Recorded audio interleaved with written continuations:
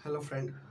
आज हम लोग टेंथ का एक मोस्ट इम्पोर्टेंट चैप्टर ट्रिगोनोमेट्री पढ़ने के लिए जा रहे हैं। ठीक है, ट्रिगोनोमेट्री जो कि काफ़ी स्टूडेंट को बहुत हार्ड लगता रहता है, लेकिन मैं आपको इजी वे में समझाऊंगा। ठीक है, देखिए ट्रिगोनोमेट्री। ठीक है, ट्रिगोनोमेट्री इसको हिंदी में क्या कहते हैं?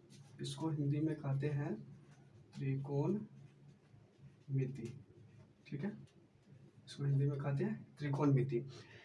ये इसमें बेसिकता हमें 6 निष्पत्तियां पढ़नी होती है, यानी ट्रिगोनोमेट्री के 6 टोटल अंग होते हैं। ठीक है, जैसे कि हमारे शरीर के हाथ, पैर, नाक, कान, ये सब अंग होते हैं, उसी तरीके से त्रिकोणमिति के भी टोटल 6 अंग होते हैं। ठीक है, उन 6 अंगों के बारे में ही हमें घुमा फिरा के पढ़ना है और उन्हीं से सवाल पूछा जाता है। ठीक है, कौन कौन से 6 अंग है आइए जान लेते हैं। सबसे पहला अंग है आपका साइन थीटा, दूसरा अंग है आपका कॉस थीटा, तीसरा अंग है आपका टेन थीटा, चौथा अंग है आपका कॉसेक थीटा, पांचवा अंग है आपका सेक थीटा और छठा अंग है आपका कॉट थीटा। देखिए, ये जो मैंने 6 निष्पत्तियां टोटल लिखी है, ये यूं ही ऐसे ही नहीं आ गई। इसको समझने के लिए ये कैसे आया नहीं आया, इसको समझने के लिए सबसे पहले हमको पाइथागोरस प्रमेय समझना होगा। ठीक है, त्रिकोणमिति में बेसिक तर इसी का वैल्यू पूछा जाता है। जैसे कि मान लेते हैं कि ये एक समकोण त्रिभुज है। समकोण त्रिभुज के तो बारे में जानते ही हैं आप लोग, जिसका एक कोण 90 डिग्री का होता है। ठीक है, अगर समकोण त्रिभुज के बारे में नहीं पता है, जैसे और सब त्रिभुज होता है, समबाहु त्रिभुज, समद्विबाहु त्रिभुज, तो ये त्रिभुज के बारे में मैं वीडियो अलग से बना दूंगा। ठीक है, पहले आप समकोण त्रिभुज समझ लीजिए। समकोण त्रिभुज में जैसे कि ये होता है कर्ण, इसको इंग्लिश में कहते हैं हाइपोटेनियस। हाइपोटेनियस, ठीक है।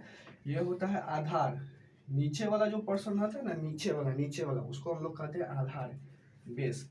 और हमेशा ध्यान रखिएगा ये होता है लंब, ठीक है, जिसको हम लोग कहते हैं परपेंडिकुलर। ठीक है, तो इंग्लिश में लिखने की जरूरी नहीं है उतना।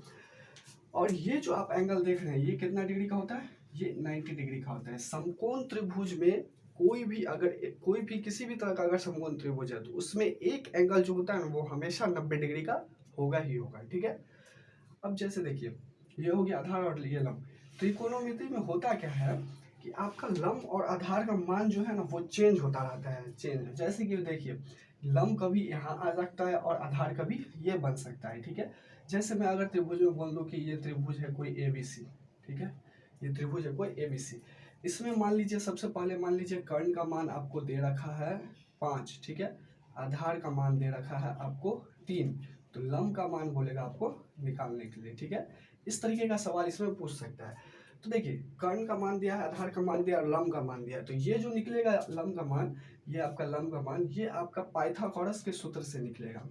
ठीक है, पाइथागोरस प्रमेय जिसको कहते हैं, पाइथागोरस प्रमेय के सूत्र से निकलेगा। ठीक है, तो पाइथागोरस प्रमेय क्या कहता है? पाइथागोरस प्रमेय ये कहता है कि कर्ण का whole square is equal to लंब का होल स्क्वायर प्लस आधार का होल स्क्वायर।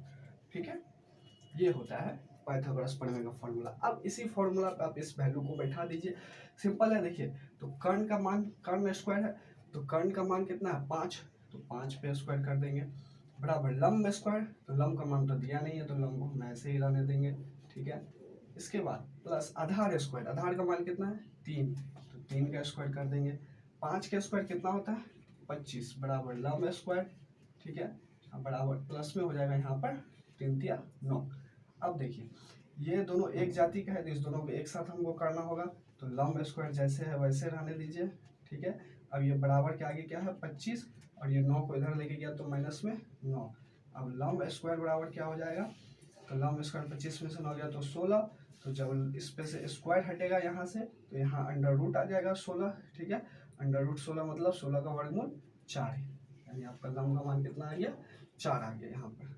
ठीक है, और इसी का यूज करके आपको साइन थीटा का फॉर्मूला भी याद कर लेना है, जैसे कि साइन थीटा बराबर लंब बटा कर्ण होता है। ठीक है, तो ये जो आया कैसे, इसको भी प्रूफ पैक करूंगा अगले वीडियो में। ठीक है, और कॉस थीटा बराबर जैसे कि होता है आधार बटा कर्ण। ठीक है, आधार बटा कर्ण। टेन थीटा बराबर होता है जैसे लंब बटा आधार। ठीक है, कॉसेक थीटा ठीक इसका अपोजिट होता है, साइन थीटा का ठीक अपोजिट, कर्ण बटा लंब। ठीक है, सेक थीटा भी कॉस थीटा का ठीक अपोजिट होता है, कर्ण बट्टा आधार, ठीक है। कॉट थीटा भी टेन थीटा का अपोजिट होता है, आधार बट्टा लंब, ठीक है। तो ये सब फॉर्मूला कैसे आया है मैं इसके बारे में अगले वीडियो में बताऊंगा। तो आज के लिए इतना ही रहने देते हैं। थैंक्स, ठीक है दोस्तों।